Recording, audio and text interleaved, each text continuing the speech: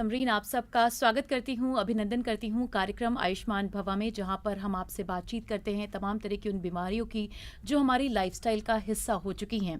और इसी तरह की आज एक बीमारी की चर्चा हम आपसे करने वाले हैं जिसका नाम है ऑस्टियोपोरोसिस, जिसमें आपकी हड्डियाँ कमज़ोर हो जाती हैं और बहुत जल्दी टूट जाती हैं। और इस पर चर्चा करने के लिए हमारे साथ स्टूडियो में मौजूद हैं डॉक्टर अनुराग शुक्ला, जो कि ऑर्थोपेडिक हैं एंड जॉइंट रिप्लेसमेंट सर्जन हैं। बहुत बहुत स्वागत है सर आपका। जय हिंद Samreen, thank you so much. जी, आज हम बात कर रहे हैं बहुत ही गंभीर मुद्दे पर, जो अमूमन हर दूसरे से तीसरा इंसान 40 के बाद अगर कहें तो झेल रहा है या बर्दाश्त कर रहा है या उस दर्द में है। तो क्या है ये ऑस्टियोपोरोसिस, इसे तफसील में बताएं। समरीन, थोड़ा सा गुजारिश चाहता हूँ, हर दूसरा तीसरा नहीं है, हर व्यक्ति, हर महिला, खासतौर से महिलाएं ज़्यादा। ओके। ऑस्टियोपोरोसिस जो तुमने बोला, ये उम्र के साथ होने वाले हड्डियों के क्षरण को कहते हैं। हड्डियां वक्त के साथ कमज़ोर होती हैं जी। आज हम इससे एक बड़ा वर्ड इस्तेमाल करते हैं, ऑस्टियो सार्कोपीनिया।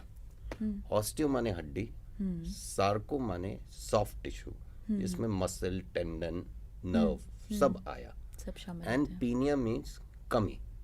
तो उम्र के साथ सिर्फ हड्डियां ही नहीं, आपकी मांसपेशियां, आपकी नसें, आपका कोऑर्डिनेशन, आपकी शारीरिक क्षमता कम होती है।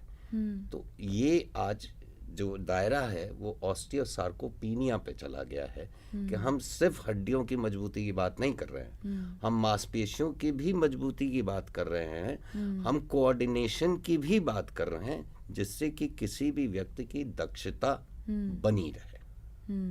ठीक। आप हाँ। अब दूसरा ये आया, मैंने तुम्हें जो कहा कि गुजारिश चाहता हूँ, करेक्शन करना चाहता हूँ। एक उम्र के बाद महिलाओं पुरुषों दोनों में ये होता है।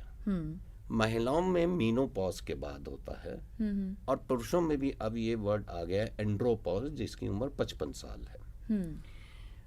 अब अगर एक महिला और एक पुरुष को कंपेयर किया जाए तो एक महिला और पुरुष अगर एक ही कद काठी के हैं, एक ही हाइट है, एक ही वेट है, तो महिला की हड्डियां सिर्फ 80% होंगी पुरुष के तुलना में। तो यानी 20% कम तो वैसे ही है।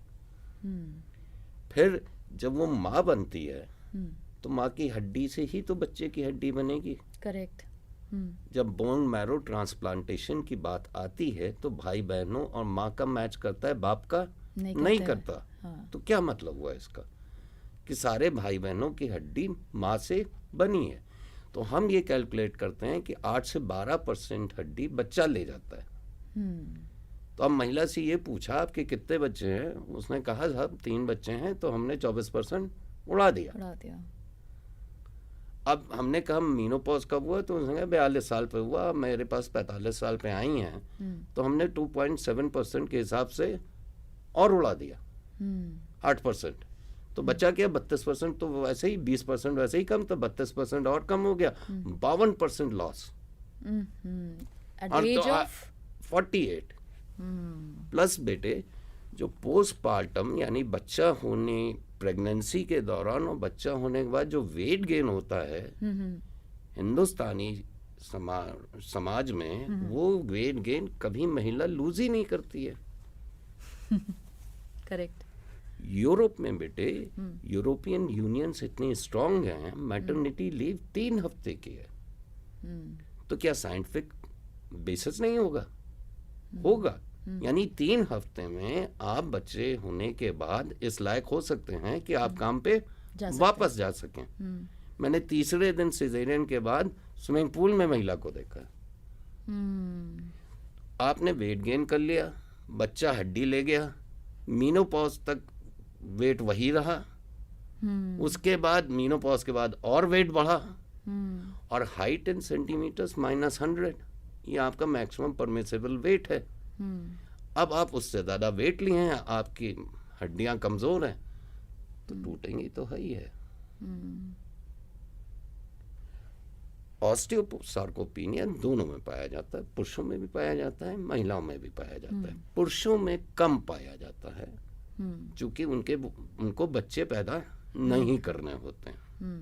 प्लस फिजिकल एक्टिविटी पुरुषों की ज़्यादा होती है, प्लस वो 20% एडवांटेज लेके पैदा हुए हैं, उनके पास 20% हड्डियां और मांसपेशियां महिलाओं के मुकाबले ज़्यादा हैं।